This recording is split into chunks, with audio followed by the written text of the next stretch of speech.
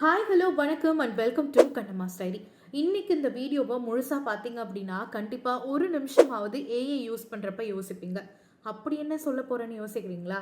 ஐநா தலைமையகம் ஒரு அதிர்ச்சிகரமான தகவலை வெளியிட்டிருக்கு. உலகமே தண்ணீருக்காக ஏங்கி நிற்க போற நாள் கூடிய விரைவில் வரும் அப்படின்னு சொல்லி. இதுல என்ன இருக்கு? தண்ணீர் ஸ்கேர்சிட்டிக்கும் ஏஐக்கும் என்ன சம்பந்தம்? ஏயோட சேவைக்காக தண்ணீரை சேமிச்சு வைக்கிறதா, மக்களோட அடிப்படை ஆதாரத்துக்காக தண்ணீரை சேமிச்சு வைக்கிறதா? ஏஐ தண்ணி குடிக்காது, ஆனா ஏஐ வேலை செய்யறதுக்கு தண்ணீர் முக்கியமான ஒண்ணு. ஆமா, நம்ம கொடுக்கக்கூடிய ஒவ்வொரு ப்ராம்ப்ட்டுக்கும் ஒரு 20லேருந்து 30 ப்ராம்ப்ட் கொடுத்தோம்னு வச்சுக்கோங்களேன், அதுக்கு 1/2 லிட்டர் தண்ணி தேவைப்படும்.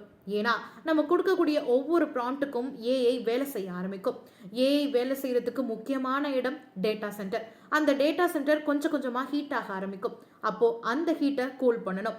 கூலிங் சிஸ்டத்துக்கு தண்ணீர் தேவை. அப்போ 20-30 ப்ராம்ப்ட்டுக்கே 1/2 லிட்டர் தண்ணி அப்படின்னா நம்ம கொடுக்கறது எக்கச்சக்க ப்ராம்ப்ட். அதுவும் நம்ம எதுக்கெல்லாம் ப்ராம்ப்டை யூஸ் பண்ணுறோன்னு உங்களுக்கே தெரியும். ஃபேக்காக இன்ஸ்டாகிராமில் கேர்ள்ஸ் ஐடி யூஸ் பண்ணுறதுக்கோ, நமக்கு பிடிச்ச செலிப்ரிட்டிஸை ஃபோட்டோ எடுக்க முடியாது, அதனால அவங்க கூடவே நின்று செல்ஃபி எடுக்கிற மாதிரி எக்கச்சக்கமான வேலைகளை மீம்ஸுக்காகவும் நம்மளுடைய சந்தோஷத்துக்காகவும் அந்த ப்ராம்ப்டை யூஸ் பண்ணிட்டு இருக்கோம். அதுக்கு பின்னாடி நம்மளோட அடிப்படை ஆதாரமான தண்ணியே நாளைக்கு இல்லாமல் போக போகுது அப்படிங்கிற எண்ணம் நமக்குள்ள இதுவரையும் வந்ததில்லை.